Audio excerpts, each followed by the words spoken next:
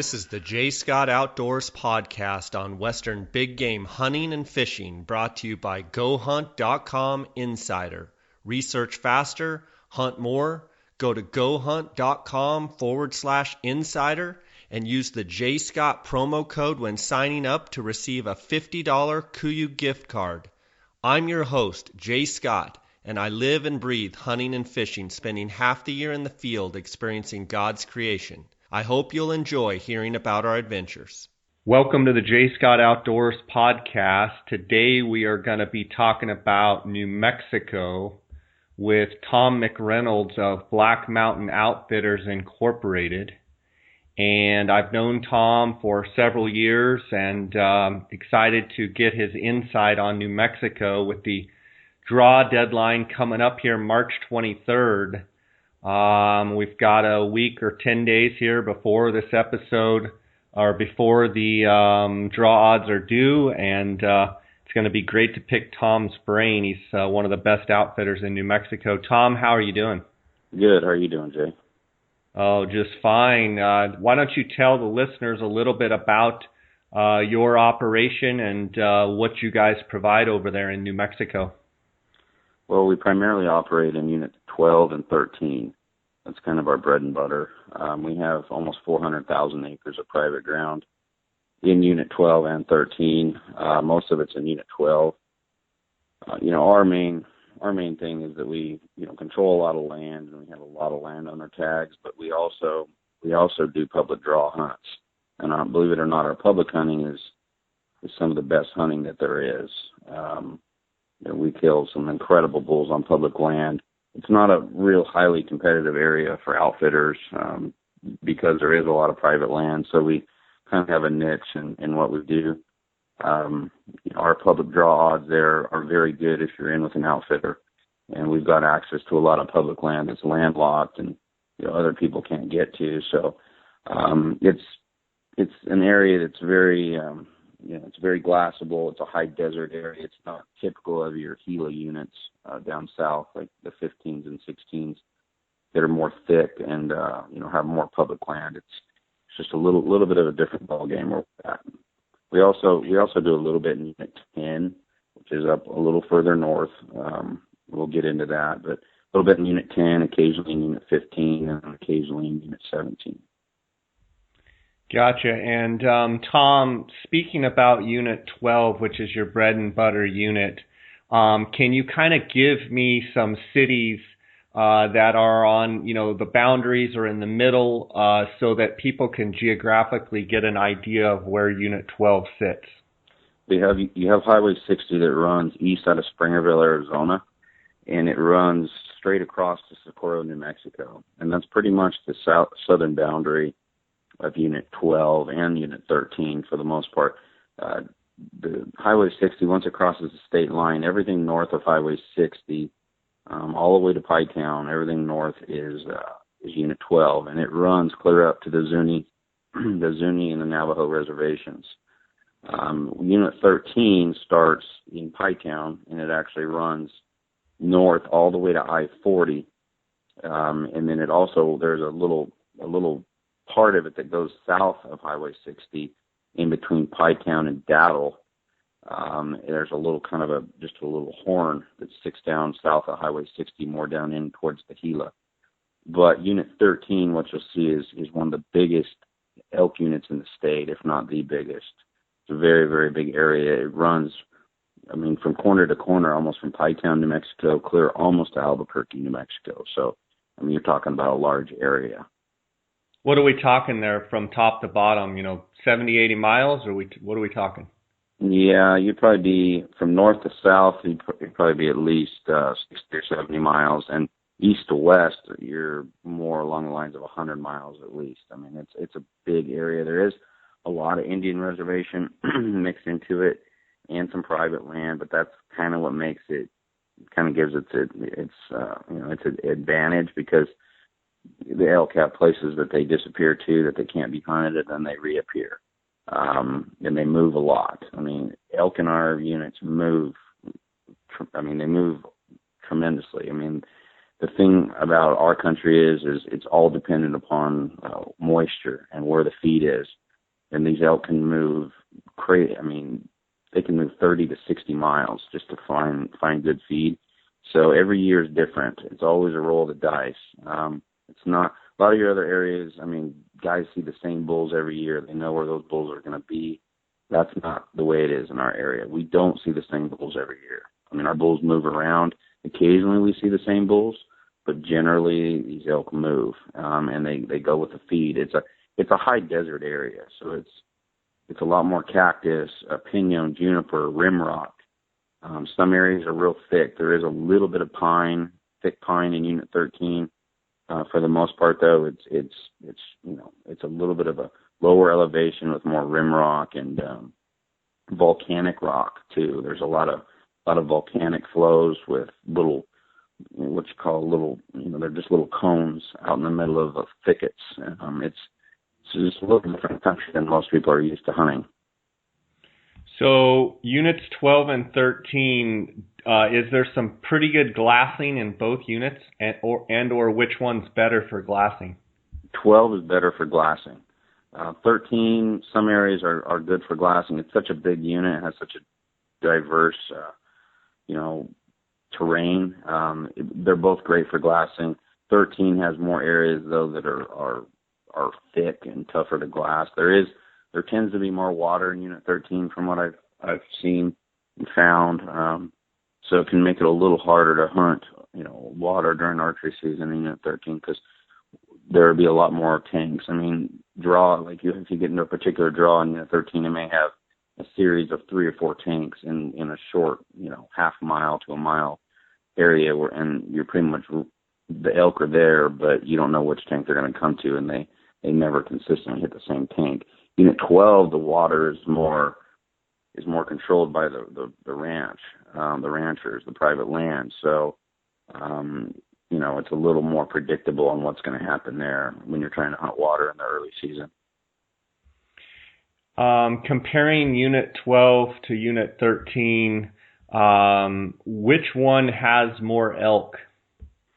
12 has a higher density of elk. 13 has a lower density. Your elk are more pocketed, but you'll find more older age class bulls in 13.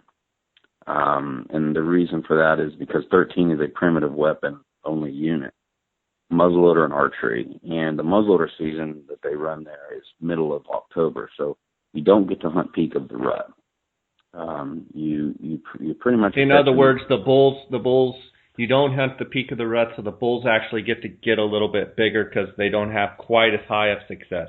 Exactly. Yes, they don't. Unit 12. I mean, it still produces monsters. I mean, these bulls. What divides the two units is a dirt road, and these bulls can move back and forth. 12's got some stuff in it there's some very large private ranches there that don't get hunted at all.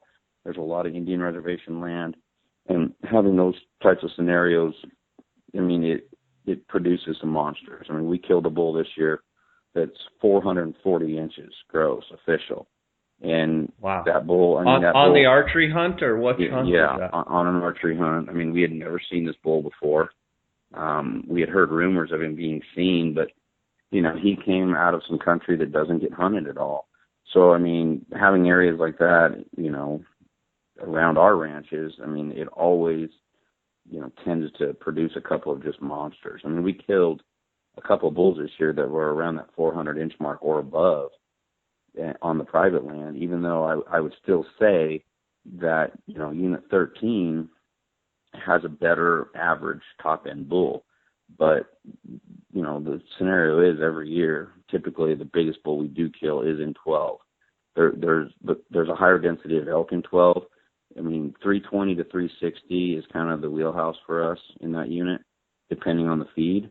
I mean, if the feed's good, I mean, we can average 340 to 350 all day long. If the feed's not good, our average will drop down to that 320, 330 class. Unit 13, though, I mean, I've never, even in dad horn growth years, I mean, you're seeing a lot of 340, 350 and better bulls.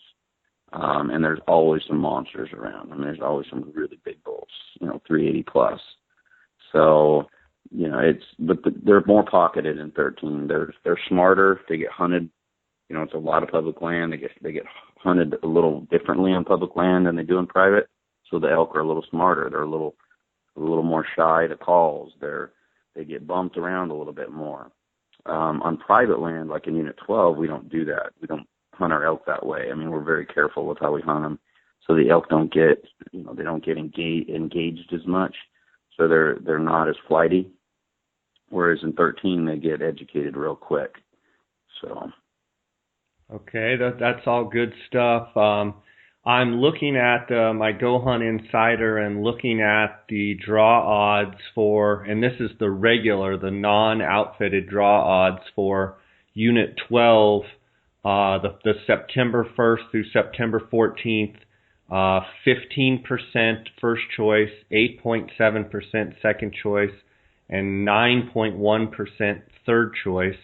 And then the second hunt, September 12th through September 24th, 7.7, 4.6, and 4.8. Contrast that to Unit 13. September 1st through September 14th is 9.9, so it's a lower percentage draw, 5.9, 6.2, and then the September, I believe it's the September 15th through the 24th, 4.7, 2.8, and 2.9. How does the outfitter draw, so people putting in with you, how much better does it get draw odds-wise? It increases it quite a bit because as outfitters, we get 10% of the tags set aside for us. The non-guided hunters, which are primarily all non-residents, they're only they only get 6% of the tags. So if you really start punching the numbers, and I do that a lot, just looking at different trends with different units and, different years. And, I mean, it increases your odds because you have a higher percentage of the tags that you're going after. And there's not a lot of outfitting pressure in 12 and 13, so your applicant numbers are pretty low. It's definitely gotten more competitive in the past 2 years, I can tell you that. It used to be extremely easy to draw tags in these units. And something we haven't really touched on yet, but Unit 10. Unit 10's it's kind of a sleeper unit a little bit, but there's a lot of pressure there, but there's some really good bulls. The reason is there's a lot of our big bulls from 12 and 13 kind of flow back and forth from that southern border. Where does 10 lie? 10 lies to the south? 10 kind of is on the north end of Unit 12 and 13. It kind of cradles under I-40. It kind of cradles down and sits on the west side of Unit 13 and on the north side of Unit 12. We hunt that on and off. We've had very good success there, but it's typically very, very tough hunting. Don't see a lot of elk. There's a lot of hunting pressure, but the elk we do get on there are big. But the draws in that unit are pretty high, but that's not for everybody to go do. There's some private land issues there, so you kind of have to know that going into it. You're going to have some private land issues. You're going to have a lot of hunting pressure, but you have a chance of killing a giant. Your odds of drawing are definitely higher. When people go hunt that unit, they either have a really good hunt or a really bad hunt. So, gotcha. It's like when I consult with a client about if we're going to apply him in that unit, I just have to be very open and upfront that, hey, this could be tough. Don't expect to see a lot of elk. Your odds are really good at getting a tag, because some guys get frustrated. They apply for 12 and 13, or they've been applying in other units and they get frustrated because they're not pulling tags and they want to just go hunt. And so that's always an option to put them into Unit 10, and the odds are good, but it can be tough hunting. We've had an extremely high kill percentage in Unit 10. I mean, it's very, very high, but the quality of the hunt that the hunters actually have and how many elk they see is tough. I mean, a lot of times they're not killing elk till the last day and they haven't seen hardly any elk. Whereas if you come into 12 and 13, I mean, you're seeing bulls every day. I mean, you're seeing lots of bulls. Lots of good bulls, there's a lot of action.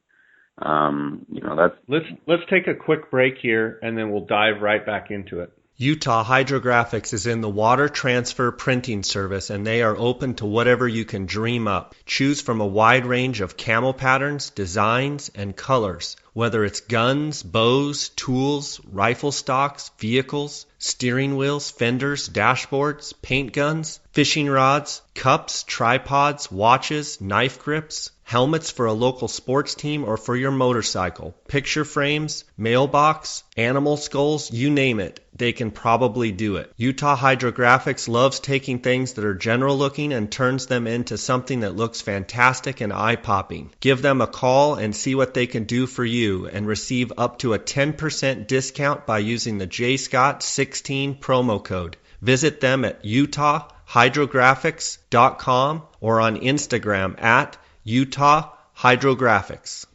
Whether you are interested in elk, deer, antelope, bighorn sheep, or moose, Western Hunter and Elk Hunter magazines will bring the adventure to your mailbox. These publications feature articles on the finest hunting gear, tips and tactics from experienced hunters, field judging trophies, glassing techniques, calling strategies, and much more. To become a more knowledgeable and skilled hunter, subscribe today. Go to westernhunter.net/jscott and enter your email address for a chance to win a $1,500 credit towards any Swarovski product.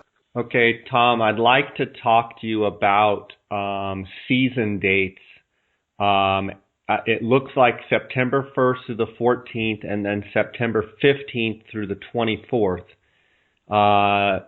In 2016, I'm looking at the moon phase calendar right now. The moon is full on the 16th of September. So at the very beginning of the second season, it's going to be a full moon. First question is, how much do you think that moon's going to play into the success of that hunt? That's first question. I'm a little unorthodox with the moon. I don't look at it as hard as most guys do. We've killed big bulls and had great success, whether it be a full moon or whether it be a dark moon. Every year is different with the rut over there. I mean, I've seen it. We've been in a cycle lately where the rut starts early and it goes late. I mean, it seems like over the past few years it's gotten really spread out. I mean, it's almost like every different group of elk has a little different temperament, as far as how active they are, when they're active. I mean, I've had guides come back in one day and you hear different stories about different groups of elk, because I have guides that are spread out over a 200-mile, area. And, one guy will have elk that are bedded until dark, and the other guy has elk that came out at 3 o'clock and are feeding, and it'd be on the same day. So it's sometimes there's no rhyme or reason to what's going on. Here's the thing about the season dates. What guys have to realize: those first season dates, in my opinion, are the best. The 1st through the 14th. That's if you want to kill a really, really big bull. That's when you hunt. I mean, the kill percentage is lower at that time because they're not rutting as strong. But the biggest bulls we have ever killed in history have been in those dates. It's just, you can't argue with the facts. I mean, we've killed some monsters, and they've typically all been within the first 10 to 12 days of September. Once you get after that point, those big bulls have groups of cows gathered up, and they're very difficult to kill. You start killing more satellite bulls later in the season. Now, the action is great. If a guy's in it for the action, he wants to hear bulls going crazy and just have tons of action, then go ahead and hunt later. But if you want a chance at a monster, hunting early, especially in an area like ours where you can glass, you want to be hunting the first 10 to 12 days of September. Those big bulls are there, and they're very, very vulnerable because they generally are trying to gather cows, or they're just about to gather cows. So you can actually call them sometimes, or you can glass them up while they're by themselves, and you can sneak in on them and kill them. The 440 bull we killed this year, we actually did kill him later. That's the first giant bull that we've killed late like that. And Honestly, that bull should have been killed earlier in the season. He just got lucky. So I mean, I had a tag this past year. I mean, I hunted unit 13 on the early season, and I killed a 390 class bull on about September 10th. So I mean, you just can't argue with the early season. I mean, a lot of guys have been burned on the early season. They don't, they don't like it because the bulls aren't bugling and they can't get on them. But in areas like ours where you can glass, you don't necessarily need the bulls to be bugling. If it's a dry year, you can hunt water very effectively early, and not every year is like that. I mean, some years we have tremendous amounts of rain, and that can be the other downfall to the early season is that it can be hard to get around. The roads in these units are just horrendous when it gets wet. So, if you don't have a quad or a ranger, sometimes you can't get anywhere.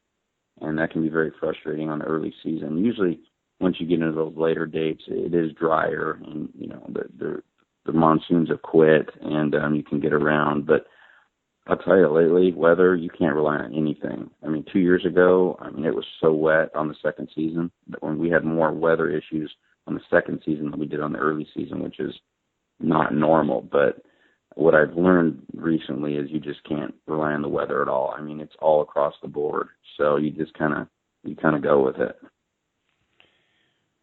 What would you say as far as the roads getting bad? So in other words, when it's dry, it's really, really dry and dusty. And as soon as you add moisture to it, it's just that clay and the soil, it's just slicker than anything. Yeah, it is. I mean, when you're heading out in the mornings, typically in these areas, you only see other hunters on the main roads. I mean, you don't, very rarely, like in Unit 13, very rarely do you see a hunter in the field. Now, Unit 10, that's a different story. Unit 12, there's low tag numbers, very low tag numbers, and so you won't see any hunters in the field. But typically, you're seeing them on these main roads. And, I mean, there's been so many mornings and evenings when, there will be multiple people they're done. I mean, they're stuck. They're not going anywhere. Their hunt's over before it even started because the roads can get so bad, especially when it rains at night. And you try to go, you try to get out to where you need to go early in the morning.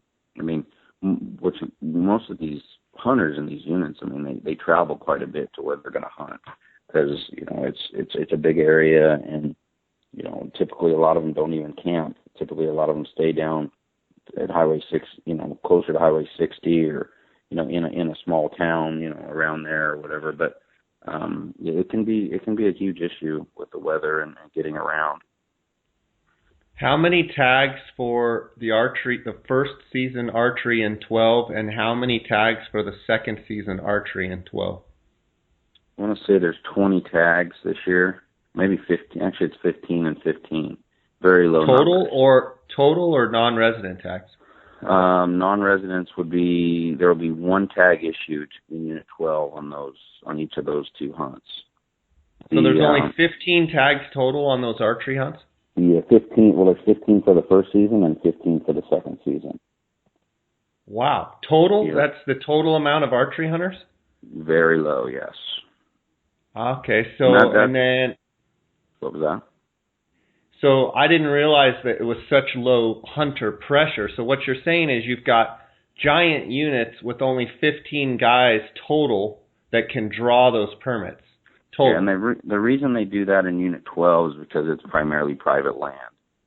So what we do on my end, I control a good majority of that private land. So we try to get our clients those, just for the non-guided hunters, there's probably going to be one tag issued out of that 15. For the guided hunters, there's going to be one, possibly two tags issued for each one of those hunts. Gotcha. The good thing about New Mexico is they give you three choices. So typically, like on our clients, we put them in for Unit 12. Say one of these hunts only has 15 tags. We put them in for that as their first choice. And then as their second and third choices, we put them in for Unit 13 because there's a lot more tags in Unit 13 that are available to non-residents. How many tags in 13 for the first and the second hunt? You're looking at 175 total tags on the first hunt in Unit 13. So 6% of those will go to non-guided hunters and 10% will go to guided hunters. So there's roughly 17 to 18 tags available for guided hunters. The second season in Unit 13, which starts on the 15th, there's 125 tags.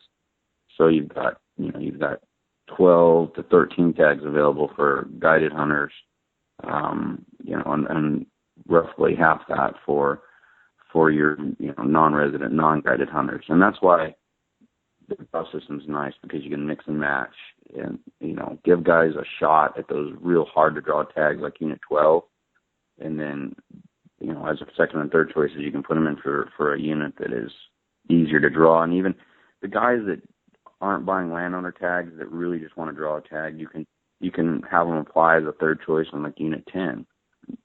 Their odds are going to be high in Unit 10, as long as they're willing to accept that the hunting's going to be tough and that there may be more pressure. But they're very limited areas. I mean, that's why we kind of have a niche in what we do there. Most outfitters are hunting down in the 15, 16 units, 17, down in those heel units. And there's some good elk down there, and there's high numbers of elk. There's a lot of public land.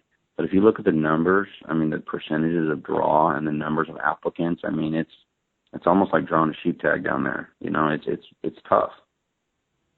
Let's talk about those units. I know they're not your bread and butter units, but do you also guide in those? Do you have guides that work those units?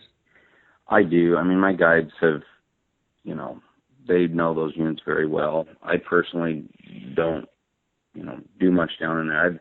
I've been hunting in units 12 and 13 for 14 years now. I mean, it's where I cut my teeth on outfitting. It's all I know. I have a lot of different guides that have been doing this for 30 and 40 years, and they've hunted all these units, and they give me a lot of feedback. And I get a lot of feedback from clients, as to, what kind of experiences they've had in those units. And so I pretty much know exactly what's going on. Let's talk about them. Let's break them down. You pick it and break it down. Well, we'll start in, let's say, Unit 15. I mean, our lodge sits right on the Unit 15 border. Unit 15 is a great unit. It's probably the most popular unit in the state, in all reality, as far as history goes. But Unit 15's got some big bulls in it, some very big bulls. There's a lot of hunting pressure, though. There's a lot of tags. Some of the guides would say that it can rival Unit 13, but there's a higher density of elk there. There's a lot of public land. I mean, the thing about everyone has to remember, any unit in New Mexico can produce a monster. Especially when we have good feed. I mean, these elk move a lot. There's no particular, like in Arizona, there'd be particular units that, those are really your top, cream of the crop units that are going to produce 370, 380 plus bulls. In New Mexico, almost any unit can produce a bull like that at any given time. So you always have to keep that in mind. Like the 15 unit, it's a great unit, a lot of elk. I mean, guys can go out there, especially guys who want to do it themselves. You can go out there and you're going to be on elk every day. You got a lot of public land to hunt. That unit is south of Highway 60. Then you go down into the 16 units. I mean, your two most premium units down in that area are pretty much 16A and 16D. D is in David. Those two units are phenomenal. They kill some really big bulls down there. It's a very, very tough tag to draw. I mean, the draws are really, really low. Which one's better, Tom, D or A? I know a guy that killed a bull in D last year that was in the 430s. But A is great also. I mean, they're neck and neck. I don't have as much personal experience in those two units as a lot of other guys do, but I mean, those two units are premium. And if you look at the draw odds, you'll see that they definitely have a lot of applicants. Yeah, I'm looking at the draw odds just for the general season or the public hunters, non-guided. 16A is for the archery hunt, 4% first choice, 2.4 second, 2.5 on the third, 16A. Second hunt is 1.2, 0.74, and 0.77. And 16D is 1.9, 1.2, 1.2, and the second hunt is 0.58, 0.35, and 0.36. Yeah, I mean, you're talking, it's like winning the lottery there to draw one of those tags. And in those units, you'll have a big advantage by going with an outfit or two into the draw, for sure. I mean, they have a lot of public land. There's other units down there also that are a little more wilderness units, like 16B. 16B is kind of more of a wilderness unit. Guys that want to do it themselves and go do their backcountry stuff can do more of that type of a hunt down in there. In our areas, we don't have that. Everything's pretty accessible by a road, so we don't have any of that type of country. 16E, E is a good unit. It's got a lot of private land issues, though. You got to have access. That's the biggest thing in 16E. That unit sits real close. It actually borders Unit 13 on the southeast. And, if you don't have private land access, it can be an issue. So, New Mexico's got a lot of private land, which can sometimes be a good thing, sometimes be a bad thing. The one advantage in New Mexico is it has, because of that private land and the way it's set up, we have landowner tags there. And, I mean, it gives people the opportunity, if they want to, and spend the money to do a hunt every year. Let's take a quick break, and then I want to talk to you about landowner tags. At GoHunt.com, we are restoring the heritage of the old and constantly redefining the new. We stay focused and put our efforts into redefining the future of Western hunting. What makes us special? What makes us different? We are the new breed of hunter. We are the customers that we serve. We are the innovators, and we are the future. Visit GoHunt.com/insider and join the movement. Use the J. Scott promo code when signing up and receive a $50 KUIU gift card. Since 1982, the Outdoorsman's in Phoenix has made it their goal to provide the very best customer service combined with the latest and greatest optics and accessories in the business. Outdoorsman's is the leading designer and manufacturer of high-quality tripods and mounting accessories for any hunter's optical needs. Go to outdoorsmans.com or call 1-800-291-8065 and use the J. Scott promo code until February 28th to receive 10% off all Outdoorsman's packs and pack accessories. Okay, Tom, let's talk about, I believe the unit that we have left down there is 17. What do you know about 17? 17 is a great unit. I mean, a lot of my guides love that unit. It is hard to get tags, though, hard to draw, and landowner tags are expensive in that unit. It's got some tremendous bulls. A lot of the governor's tags in the past have come out of Unit 17. It's a very physical unit, though, for the most part, and that's the reason, for what we do, and I've explained it to my guides, that some of our clients just can't handle that. It's too physical. But for guys that want to do it themselves, that's a great unit if you can pull a tag. I mean, there's some tremendous animals and some tremendous, genetics there in Unit 17. It kind of sits a little southeast of straight south of 13, but and it borders kind of your Hilo units to the east. It's south of Highway 60, but it's a tremendous unit for quality, and it has pretty low hunting pressure. It's a big unit, so it has low hunting pressure, low tag numbers. So it's a good spot for guys that want to do it themselves if they can pull the tag. Would you say there's any units out there that, let's say someone just wants to get drawn and, pretty decent, pretty darn good chance to draw and just, say, 300-inch bulls, would there be some units that you know of that, would fit that bill where guys just want to go elk hunting? It's pretty decent elk hunting. Those units, you pretty much need to go into northern New Mexico and also down towards the Mescalero down in southern New Mexico, south central New Mexico. Those units have a lot of elk, a lot of good bulls. They're not necessarily known for really big bulls. Northern New Mexico especially doesn't produce anything really big typically. I would stick more with those areas if you just want to go on an elk hunt. And I'm not as familiar with those units because we don't mess around as far as putting people in the draw or anything. But your odds are going to be better in a lot of those units, and there's still nice bulls there. But if you're looking for giant bulls, you need to kind of be sticking on the west central part of the state. There was a bull killed down in, I believe, Unit 34 last year that was, he's in the 430s. He's a giant bull. So like I said earlier, any unit in New Mexico can come up with a monster. That's the cool part about it is you just never know where a giant's going to show up. Gotcha. And like 34 and 36, they're, if I look at the draws here, they're like, they're not that great. 34 is 3.8, 2.3, and 2.4, and 36 for the first hunt is 7, 4.2, and 4.4. But they're like, what, 300 to 320, 330 type areas? Yeah, I'd say, you're in that 320, 330 type situation. But like I said, there was a bull killed down there last year that was in the 430s. So you can never discount a unit. Yeah, you can never discount a unit that it's not going to just come up with a monster. But your northern units in New Mexico, I think you'll find your odds are better up in those units, and that's a lot more of that 280 to 320 type bulls up in that area. And there's a lot of tags, there's a lot of elk, so I think your odds should be better up there. I haven't really looked at them, but from what I've heard, there's a lot more opportunity there. Okay.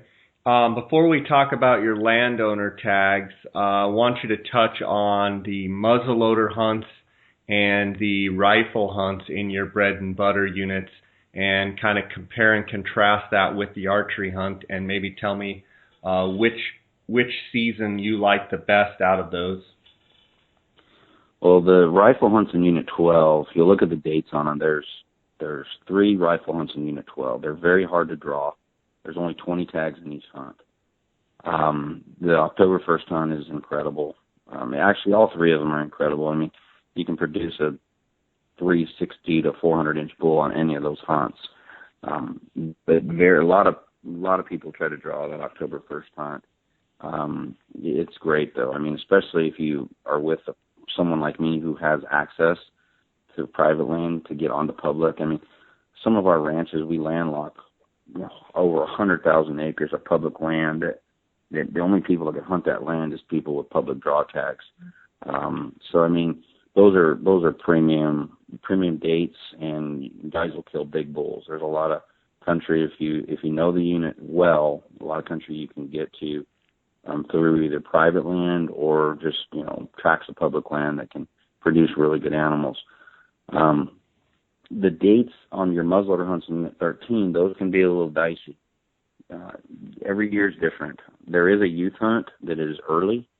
That's always a good hunt. I've only seen one out of 10 years, maybe 1 year that wasn't just awesome on that hunt. That hunt starts the week before the regular season. So this year, you're talking about that youth hunt that's the 8th through the 12th of October? 8th through the 12th. The bulls should still be going pretty hard then. They typically start tapering off the next week, that hunt, I believe, starts on the 15th this year. And they typically start tapering off. Now, last year they didn't. They were still running hard during that time. But every year is different. I've seen years when the bulls are completely shut down. They're already pulled off of cows, and they're heading, they're in between their rut ground and their wintering ground, and that's when it's very hard to hunt them. And then there's other years when your bulls are all still with cows. They're going crazy, and it's a phenomenal hunt. So it just seems to cycle, and I don't know why, but it just seems to cycle. Every year can be a little different. And believe it or not, last year, the second regular season muzzleloader hunt, which starts on the 21st or 22nd of October. It's an easier to draw hunt. That hunt last year was better than the first hunt, and I've seen it like that multiple years. That hunt is a very good hunt, and my draw guys that I put in, I try to persuade them to put in that hunt as a third choice, because it's been a great producer for us. In my opinion, I think it's produced just as good as the first hunt. Do you think it's a second cycle situation where yes. the cows come back in? Mm-hmm. Yeah, I do. I mean, and the timing, if you look at the timing, that makes sense. It just seems like there's some good bulls that show up then. And the other thing is, on our end, we get, we have kind of our feet on the ground so much because things change between archery season and gun season. The elk change, their habits change, the feed changes, so their patterns change a little bit. So the guides are kind of getting more dialed into what's going on come middle of October. And they're having to stand more on top of the elk. But by that second season, I mean, the guides are honed in on some bulls that we didn't kill in the first season, and a lot of times we get them killed. It's the same thing on private land. Everybody wants to come hunt our private land hunt the 1st of October, and yeah, we kill a lot of really big bulls in that hunt, but the second and third hunts always produce some giants because the guys, sometimes it takes a while to get a bull killed. I mean, you can't just necessarily go out and kill them in 5 days. That is the one disadvantage to New Mexico seasons, is that the gun seasons are only 5 days. And 5 days sometimes can be a little short. I mean, if things don't go right, I mean, you can end up eating a tag because it's, you need a little bit more time. You need like 7 or 8 days. Like Arizona gun hunts are a little bit longer. You get more time to get it done. Whereas New Mexico, you've got a 5-day window. You get a bad storm that comes in. I mean, you can eat up half your hunt in just bad weather. Let's talk about your landowner tags. Well, there's different situations in New Mexico with landowner tags. There are what they call ranch-only tags, which means that a landowner tag is only valid on that particular ranch, on that private land. Unit 12, all landowner tags in that unit are ranch only. They do not, every ranch, whether it be a 600-acre ranch or a 300,000-acre ranch, they all have to have ranch-only tags. Other units like 13 and 15 and 17, the landowners there have an option. They can either be ranch only or they can go unit wide with their permits. Okay? Unit wide means that the tags that they're issued to their ranch are actually valid in the entire unit. But what they give up is they have to open their private ranch up to the public. So other public hunters can hunt their ranch, but their tags are valid anywhere in the unit. Whereas in Unit 12, or if even a rancher in Unit 13 or 15 he opts to be ranch only, his tags are only valid on his ranch, but his ranch is closed to the public. So what you'll see in like the other units like 13, 15, 17, the guys with big ranches typically ranch only. Don't want other people on their ranch, and they've got enough elk on their ranch to hunt. Whereas your smaller landowners will go unit wide, and they'll open their ranch up to the public, and in turn the tags that they're issued are valid anywhere in the unit. And that's primarily with landowner tags. That's what we deal with. Like in Unit 13 is all unit wide landowner tags. We do have some private land over there. We'll be ranch only on that land, but you have to be real careful. You can get burned on a small ranch with a ranch only tag. You could, you buy a ranch only tag and it didn't rain there that year, and your elk leave. I mean, they're gone. And you could spend 5 days hunting a particular ranch and not even see an elk. So that's why if you're going to do a ranch only hunt, you need to be on a big piece of property. That's the advantage we have. We have a lot of property. I mean, I've seen years when our private land, maybe only 40% of it actually has elk because it didn't rain on the other 60%. And we have so much ground that, we're fine. I mean, all the elk kind of congregate in one area, and you just have to kind of, the guys just have to hunt it carefully, and, everyone has to communicate as to where everyone's at. But, then the next year you might have the entire ranch is covered in green feed and the elk are spread out all over the place. But that's what you got to be careful of. The unit-wide tags, you're always safe on those because you can pretty much hunt anywhere you want to in the unit that's, open to the public. Okay, and if people want to contact you about those landowner tags, they still have time? Yeah, they do. A lot of our tags are already sold out.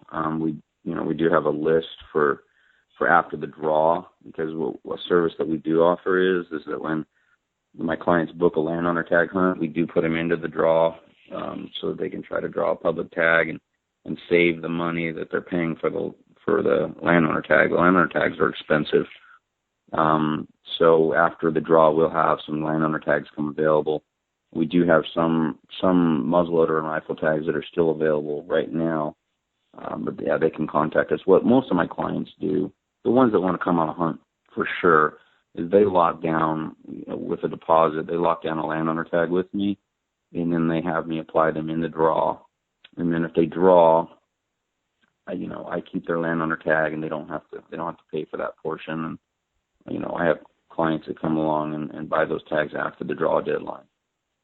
So that's the most popular way to go. And then other guys don't want to spend all that money on a landowner tag, so they'll just have me apply them in the draw, and they'll try to draw tags. And typically, on the average, I can get a guy a tag every 3 to 5 years in a public draw. That's all good stuff. How was your 2015 season for elk? It was the best season we've ever had. We had good late moisture last year. We had a very mild winter. I mean, we killed more 350 plus bulls than ever before. I mean, it was pretty unbelievable. I mean, we killed the 440 bull during archery season. Killed quite a few other bulls that were around the 400-inch mark. Some of them broken, but they were definitely 400 class bulls. I mean, it was an incredible year. It all kind of hinged around the moisture, and we've been in a drought for a long time, and we finally pulled out of it. And we had so much moisture in the past, since last spring, that we're really, all the guides agree that I think this year is going to be just as good, if not better. We had a really wet winter. I was over there a few weeks ago, and I've never seen the ground so saturated with moisture. I mean, it was great. It hasn't, we haven't had any storms in the past month. I'm hoping that we start to get, some storm fronts coming through, but it should be good, because that winter snow is what really gives, that puts the moisture deep into the ground. If we get some good spring feed, I think you'll see just another epic year over there. And that's kind of when you want to hit it, because without a doubt, we'll go back into a drought. So, yeah. You kind of want a time when you, that's what I try to tell clients. I'm like, look, if you're going to do it, if you're going to pull the trigger and buy a landowner tag, this is a year to do it. You're not hitting it on a bad year. 2015 was incredible. And I think 2016 will be just as good. I mean, we see, hundreds of bulls during our hunts. We hunt our private land hunts from September all the way through the end of December. And we have a lot of up and comer bulls. I mean, a lot of those 280 to 340 type bulls. I mean, you put a year on those bulls and they're big. I mean, they definitely have the chance to be 350 plus. And we try to manage our private land as well as possible. We have a 325 minimum for gun hunters on our private ranches. Yeah, our bow hunters, we give them free rein to shoot whatever they want to shoot. But there's not many places you can go and have those types of opportunities for those kind of animals. Arizona is known for, and I'm an Arizona resident. I'm from Arizona, and Arizona is known for just really, big top end bulls. But I've always preached that, when we have good horn growth, I mean, we can compete with any of the best units in Arizona. What is your success rate on those private land muzzleloader and private land rifle hunts? The private land rifle hunts will run 90 to 95% kill with 100% opportunity to shoot. Archery hunts are typically around 50%. The muzzleloader hunts, 60 to 70%, but what we find with muzzleloader hunters is there's a lot of misses and a lot of wounding that goes on. The mistake a lot of muzzleloader hunters make is they kind of treat their muzzleloader like it's a rifle, and they don't do their homework. And I've gotten better at preaching to them before they come and trying to educate them as to what kind of, what they need to be shooting, what to prepare for. We have a range. We have an 800-yard range at my lodge, and I'll tell you, during muzzleloader season, that range all day long is being used by one of the clients. I mean, it's just guys show up and they just don't understand that muzzleloaders are not rifles, and they're very finicky, and you've got to be prepared. You have to know your gun.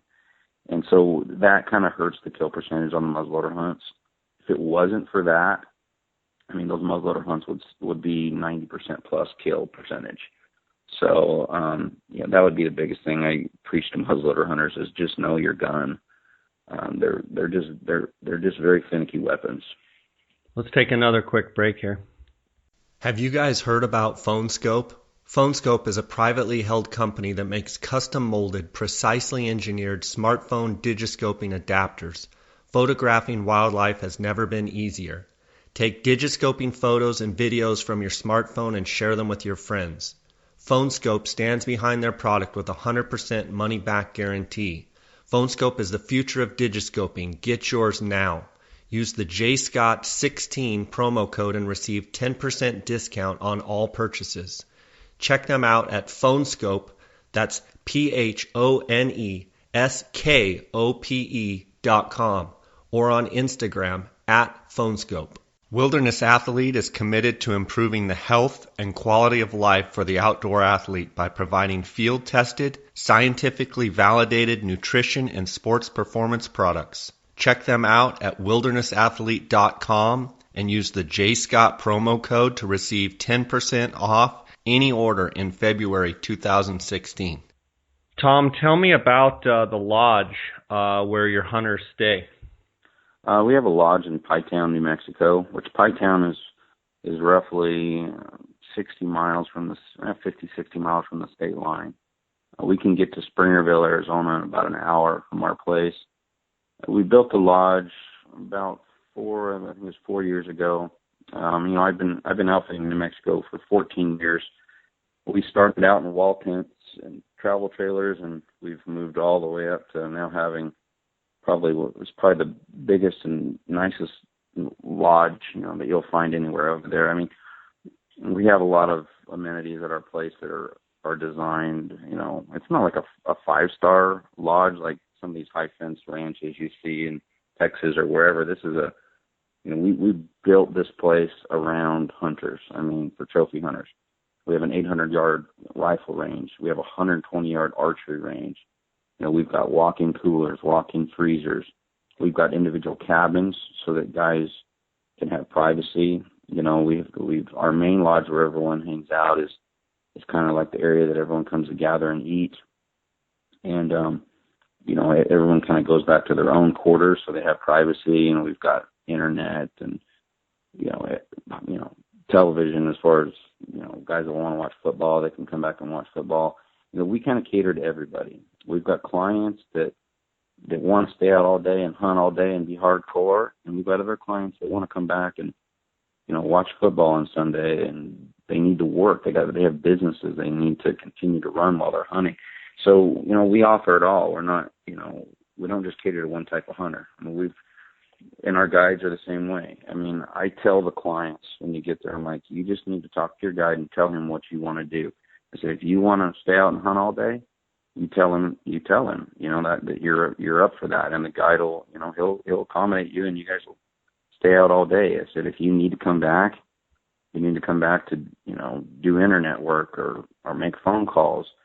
Tell your guide that you got to come back, and I give the guides free rein to do what the client wants to do, and that's why we have such a high return rate of clients. I mean, I can honestly say we take a lot of clients on these hunts. We probably have a 97 to 98%, return, satisfied client rate, because we do flex with everybody. I mean, we offer, the whole spectrum of what a client may want on a hunt. I mean, because everybody's different. There's no one certain type of client. And, what I have found, honestly, is that since we've we built the lodge and got away from the wall tents and the travel trailers and roughing it. We used to rough it, and now that we don't, our client return rate has gone through the roof. So that says it all right there. We're still killing really big bulls. I mean, we're actually killing bigger bulls now than we were before. And that has to do with other factors, more private land. Our guides have been hunting these areas for so many years now that, I mean, we just know these areas like the back of our hand. I mean, if we can't find elk in one spot, we have 20 other spots we go to until we find them.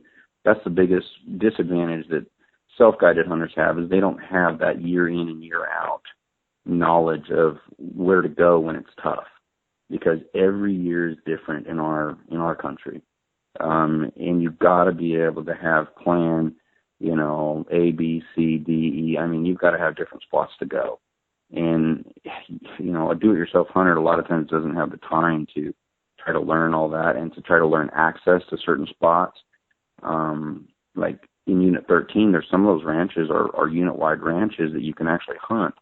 But for a hunter to figure out which ranch that is and which private property that is, that's tough. There's almost no way to know for sure, and the amount of time it takes to get educated on that just kind of burns up your scout time. So that's why we do what we do. I mean, we know our areas. We know which ranches are unit-wide. We know how to get to where we need to get. I mean, I have the same guides year in and year out, and we're always on big bulls. I mean, we're always on elk, because we have that history. We've been doing this for a long time. So. Good stuff there. Anything that you don't think we covered on elk hunting? And then I want to talk to you about mule deer and antelope. I think we pretty much covered it all. Okay, good. Moving on to mule deer, how is the quality of mule deer hunting in the areas that you hunt? As far as quality goes, there's phenomenal quality. I mean, there are great bucks, and typically you see them when they're in the velvet. Unfortunately, our season dates are tough. The season dates are what make it, that really make it, tough. They don't let us hunt during the rut. We're typically seeing our biggest bucks early in the season, like during archery season, and that's something I offer to a lot of our archery hunters is I actually give them a deer tag, because on our private land we can give them landowner deer tags, and I let them have a deer tag in their pocket. This year we had a elk hunter who was hunting our private, and they found a buck that was probably about, we figured 205 typical. I mean, a giant mule deer. And I mean, literally the hunter gave up hunting elk just to hunt that mule deer. I mean, he hunted that mule deer for the entire hunt. And, did he get him? He didn't. No, he should have, but he didn't. That's how it goes. Yeah, we don't kill a lot of mule deer in those areas, but the deer we kill are big. I mean, when I say big, I'm saying 190 to 200 plus. We have sheds of a buck in my lodge that were found on one of our private ranches, and that buck goes in the 240s. So if that tells you the kind of deer, and that deer is still alive, I mean, and I can tell you we've seen multiple deer like that are in that 220 to 250 category. Giants. I mean, you can't find better genetics than that, but the season dates that they give us to hunt them are really tough. There is the archery season in September, and that hunt is when you'll typically see those deer when they're in full velvet. They've got a muzzleloader season. I'm speaking in unit 12 right now. Unit 12's got a muzzleloader season at the end of September, but what we find there is typically the bucks are just starting to rub their velvet. Some years they haven't yet, and some years they've already rubbed. And once they rub, they disappear. And the bigger bucks tend to rub first. So you may be watching a buck, during archery season, you can't get him killed with a bow hunter. And then all of a sudden, you got a muzzleloader hunt coming up, and you're just licking your chops, and that deer will disappear. I mean, it's almost like clockwork. If you don't get him killed in the first day or two of that hunt, he'll rub and he'll be gone.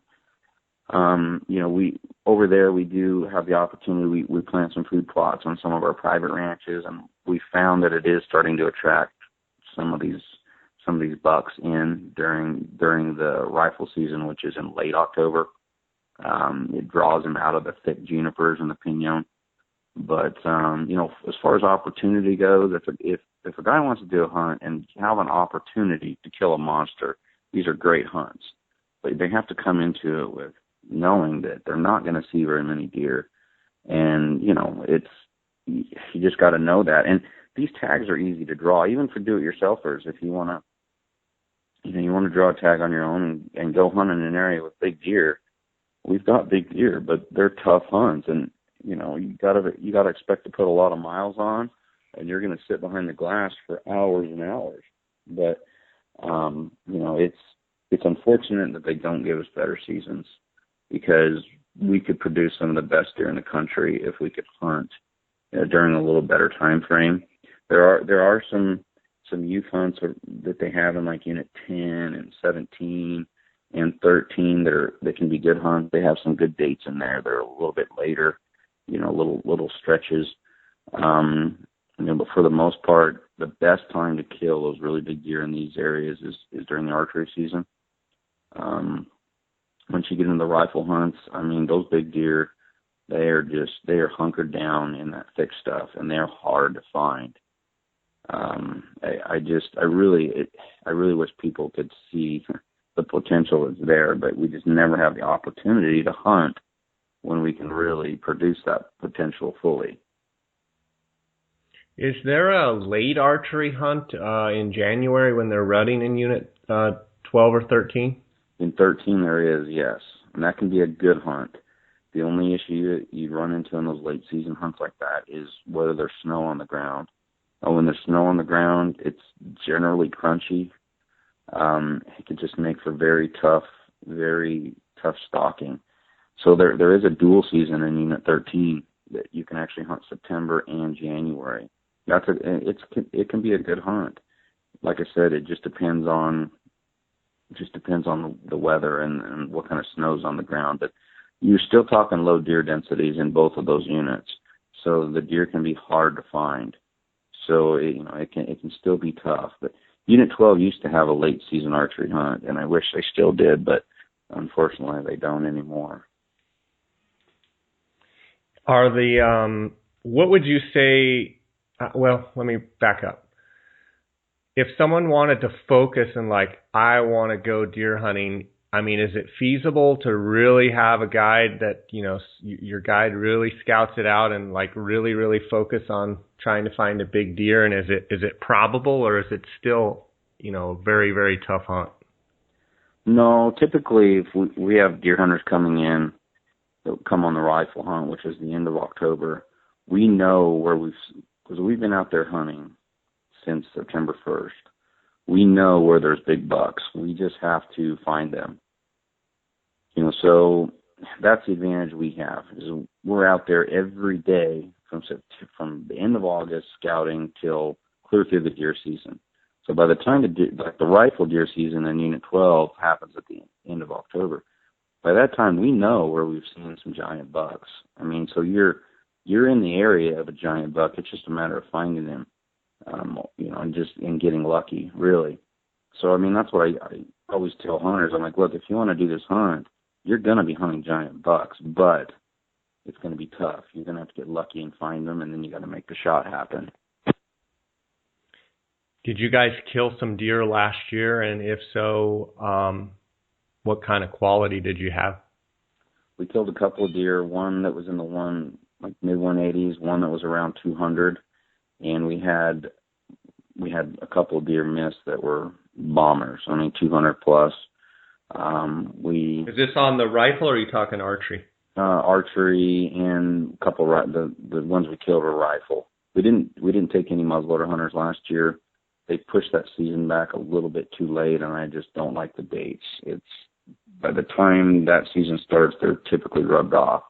So you're almost better just to come on the rifle hunt, which is at the end of October when they're completely hard-horned, and at least you have the advantage of having a rifle in your hand. I have photos of one buck alive that one of the guides took. He's about a 205 typical. We did not kill that deer. We then saw that deer later on a food plot, on a rye patch, and we tried to kill him during rifle season, and the client ended up killing the wrong deer. But the other deer he killed was still in the 180s. We have a photo, a live photo. It's on my Instagram, my Facebook, but you'll see that deer, and he's way over 200 as a typical. I mean, he's probably 210, 215 typical. We did not kill that deer either. That deer was seen in October, right before the rifle hunt, and we just, a lot of these big deer that we see, and we have so much country, and sometimes we don't even get around to hunting them because we have other deer that we think are more killable, But, basically what it comes down to, you got a lot of country, low density of deer, and, it can make for a really tough hunt. But when you find one, he can just be an absolute bomber. So, I mean, it's perfect conditions. You've got big country, you've got some thick country, you've got areas where they can, grow up and get big, low density. It's just perfect scenario for a big deer. Yes, it is. And, we've had a couple of years ago, we had a muzzleloader hunt, and we ran basically 100% kill on that muzzleloader hunt with a mid 190s average. That year was phenomenal. I mean, we did very, very well. And then the next year we turned around and we went over. I mean, we didn't kill a deer, and the deer were there, but they were just on a different cycle. We weren't able to glass them. I mean, we were seeing them at night. We'd have big deer running across the road in the headlights, but during hunting hours, these deer were hunkered down and bedded up. So, every year's a little different, on these deer seasons too, as far as what the deer are doing and how active they are. And it's really tough to predict. But the one thing I can guarantee, guys, is that these areas have really big deer. I mean, great deer, but they're difficult to hunt. So for guys that don't need to just go out and kill a buck, who want to actually just trophy hunt, it's a great scenario. Do you have people that come in and just hunt deer, and they don't even have an elk tag? They've got an archery deer tag, and they're just there to hunt deer, or are you mainly focused on elk? We're mainly focused on elk. We don't do just archery deer hunts, just because we're so, we're really focused on elk that time of year, and that's the guide's focused and everything. But all of our archery elk hunters, we give them all a deer tag. We do have guys that come in and just rifle hunt for deer late in October, and that way they're focused. We do have a combo hunt that we offer where guys can come hunt elk and deer, because typically they kill their elk pretty quick, so then they get a chance to go focus on the deer. But I've changed the way I do that deer hunt in the past few years. I run that hunt now, knowing it's such a tough hunt. I run it more on a trophy fee basis or a kill fee basis, because some years, it's great, and some years it's tough. As far as production goes. So, I allow guys the opportunity to come and stay at our lodge and basically just cover the expenses that we have, and then if they kill a deer, then they pay a kill fee, and I think it's a fair way to do it, because it's such an unknown. It's just so across the board as far as if it's going to produce or not. The one guarantee I give to guys is that there are really big deer there. You're going to see their tracks. We're going to have preseason photos of them during archery season and during, early October, but finding them during the actual hunt can be tough. Yeah. What about antelope hunts?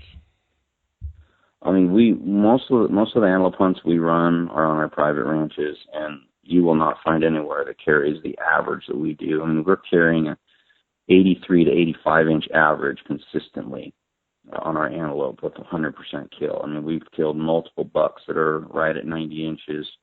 That area's genetics are phenomenal. As far as public land hunting goes, the disadvantage to New Mexico, and actually Adam Bronson talked about this in your last podcast, but if you draw a rifle tag, they put you on a ranch, which I don't really care for that, but that can be a disadvantage because you don't know which ranch they're going to put you on. Now, when it comes to the archery hunt, you get free reign to go wherever you want to go. And that's what the archery tags are fairly easy to draw. I mean, if there's anybody out there that wants to hunt, antelope with a bow, if you get in the outfitter draw, your odds of getting that tag are very good. And we have access to so much private ground with so many good antelope that it makes for just an incredible hunt.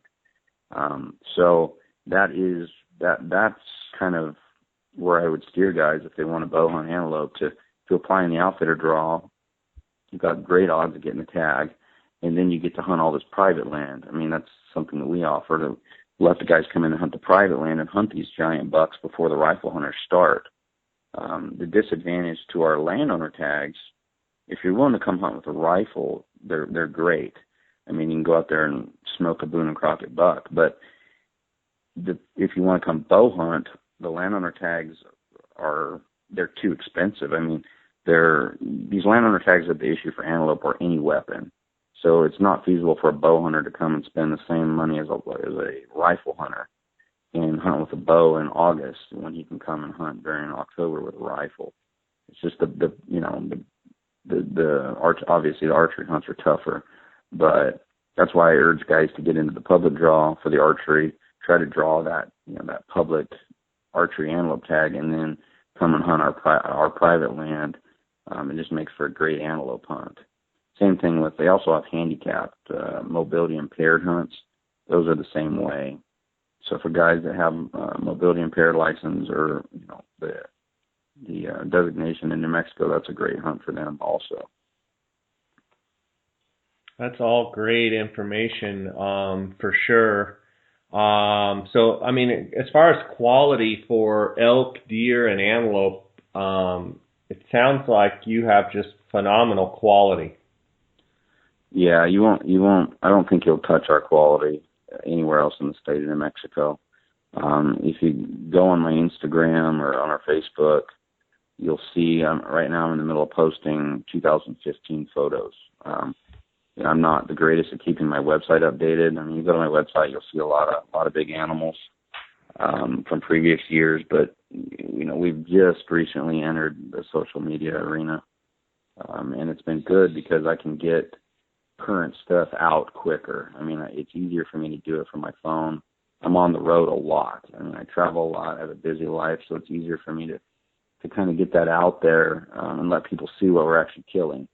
And I mean, we kill some tremendous animals, and that's why our business has grown so much in the past few years, is because we do kill a lot of really big animals. And it's not just about the size of the animal, it's the kind of hunt that we give guys and the experience, and the staff that I have is unbelievable. I mean, I have the best staff and best team of people you'll ever see at a hunting camp. And when clients call me and want to talk about a hunt, I send them a reference list that is the longest reference list they'll ever see in this industry. And I urge them to talk to references, talk to people that have hunted with me for years. I mean, that's where you really get an idea of what's going on. And, we've perfected what we do. I mean, I just have such amazing guides and amazing staff that run the lodge. I mean, we are a bigger outfitter than a lot of your guys over there, but we produce. I mean, we give a 5-star experience, and we produce phenomenal animals on top of it. A lot of your lodges, they're more into the killing bulls or killing bucks. It's just average stuff, but we kind of have blended the two. We're a trophy hunting operation, but at the same time we offer all the amenities that guys get at these 5-star lodges, and we kind of have meshed the two together, and it's a recipe for success for us. That's awesome. Yeah, it sounds fantastic. And I want to give you a chance to let the listeners know how they can get a hold of you. Obviously, we're not far from the March 23rd deadline, so you need to get a hold of Tom right away. Tom, how can they find you? You can go to my website. It is bmohunts.com, You can go to my website. You can call. You can email me. My email is tom@bmohunts.com, and you can also reach me. You'll see my phone number on the website, and we are on Instagram and Facebook. Our Instagram is @bmohunts. I would strongly encourage people to follow our Instagram account because I relay a lot of things through there, and I have a text service where I text out cancellation hunts. A lot of times we have cancellation hunts in July and August that come available, and so I urge people to get on my text list where I can send you a text directly and say, hey, we've got a tag available. And I've also got an email list that I send out. Emails. A lot of times though, emails not as effective as getting a text message to people. So I kind of use all the spectrums to stay in touch with people. But you can go to my website, get my phone number, call me directly, or you can email me. A lot of times it's better just to call me. If I'm on the road, I can talk to you on the phone and try to give you a rundown. It's a real simple process if you want to get into the guided draw. 2 simple forms you got to fill out, fax them or email them to us, and we'll take care of your application. New Mexico takes all the fees up front, so you'll have to pay for your fees up front, but if you don't draw the tag, they give you the fees back, and they only hold the funds for about 45 days. Awesome. Well, it's coming up, and it looks like it's going to be another good year. Hopefully we'll get some March and April showers here, but it sounds like, you had a great moisture year last year, and good snows, this year. And, if we could just get some March, April, May showers, get some spring moisture there, I think it could just be over the top this year. Oh yeah, for sure. I'm hoping the weather starts to come in. That's awesome. Well, thank you so much for being on. Thanks for spending time with us here. And until I see you or talk to you next time, God bless you, buddy. And looking forward to seeing all the success of your fall season. All right. Well, I appreciate you having me on. All right, buddy. Take care. All right. Thank you.